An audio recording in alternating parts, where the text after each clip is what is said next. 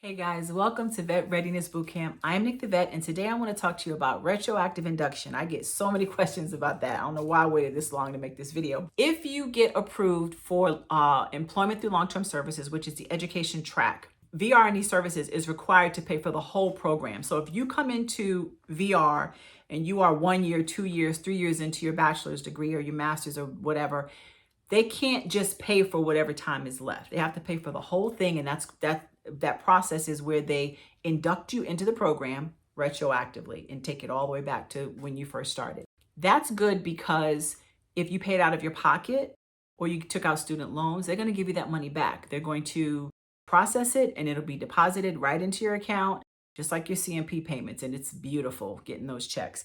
Not only that, but they're also going to retroactively pay you BAH for that year or 2 years or 3 years, whatever it was, or your stipend. Got those big fat checks too. That was awesome also. Whether or not you get reimbursed BAH or the stipend depends on whether or not you had at least 1 day of GI Bill on the day you got approved for VR.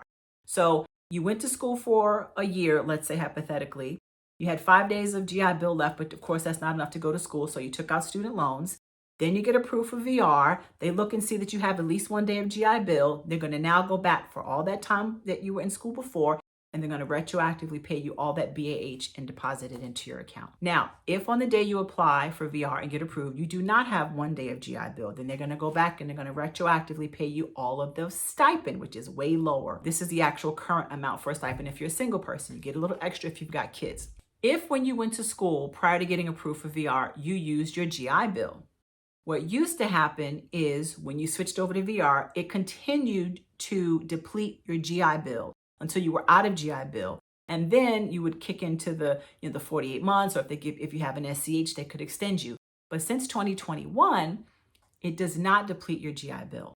So if you are retroactively inducted, they have to give you your GI Bill back for whatever time you used for that degree that they approved. On top of that, you still get back all of the book money you spent, all of the equipment money, testing, whatever you went through, you get all that back. Now, the third thing I want to tell you about is furniture. Number one, they do have to reimburse you for, like, if you bought a computer. This is an easy way to get a Mac. If you say, I bought a Mac, I needed a Mac, that's what I bought, it was what's best for me, you need to reimburse me. 9.9 times out of 10, they're just going to do it.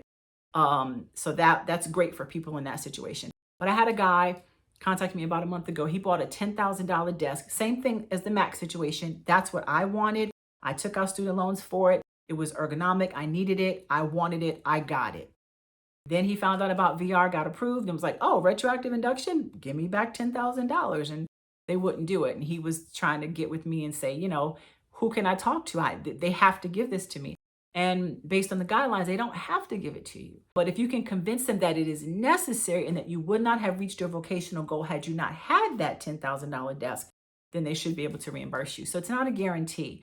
I don't know what happened. I haven't heard from him, but I don't know if he got it or not. But I told him, you just have to justify the crap out of a $10,000 desk. For most normal things, you got a computer, even a $1,000 chair, you can get reimbursed or stuff like that, but it's not guaranteed.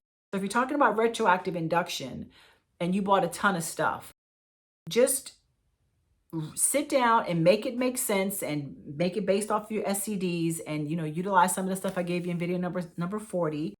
And try to get your money back. And you should be able to get some of it, but it's no guarantee for the really expensive stuff. Now, some counselors have told people, I'm going to hook you up. I'm going to call this person, and I don't have anything to do with that. If somebody takes it upon themselves to go and do something, usurp the guidelines and do something for you because you have great eyes, knock yourself out. But I don't know anything about that. And, that's the exception, not the rule. So, get what you can get if they'll give it to you, but I can't really help you with that. But otherwise, hopefully that is helpful information for you, and now it's much more clear. Here's the guideline where you can find all information in the M28C on retroactive induction. Thanks for watching. I'm Nick the Vet.